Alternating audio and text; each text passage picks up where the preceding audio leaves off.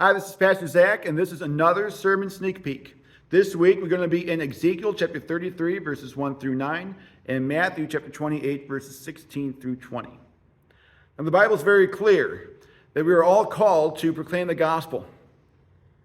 If you are a follower of Jesus, then you have the responsibility to share the gospel with others. Now, this isn't just the job of the pastor, this is the job of every believer. Now, there's a couple different ways that we can present the gospel. The first is that we tell people about Jesus. We use our words. The second is that we show people who Jesus is. We use our actions.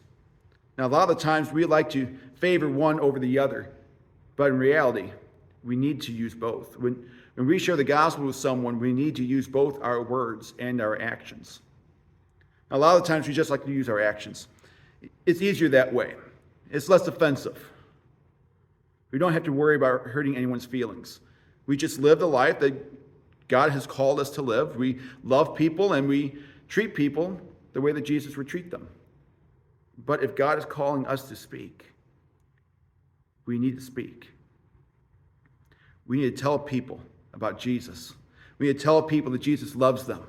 We need to tell people that Jesus died for them. Now, we don't like to talk about this a whole lot in the church today because it's too dark, it's too depressing, but it is true.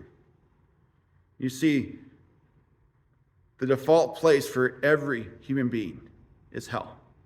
It's only through a relationship with Jesus that final destination can be switched from hell to heaven. We need to recognize that those that don't know Jesus, they're living a very dangerous life.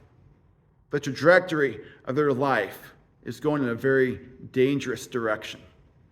So out of love and care for them, we need to tell them about Jesus. If God is calling us to tell them, we need to tell them. And we don't tell them because we want them to think the same way that we think. We share the gospel with them because we don't want them to experience the reality of hell. We don't want them to experience a life here without Jesus. We're going to talk more about that Sunday morning at 10:30. Now, there's a couple different ways you can join us. You can always worship with us in person, but if you're not able to be here in person, or maybe you're just not comfortable being here in the building, that's okay.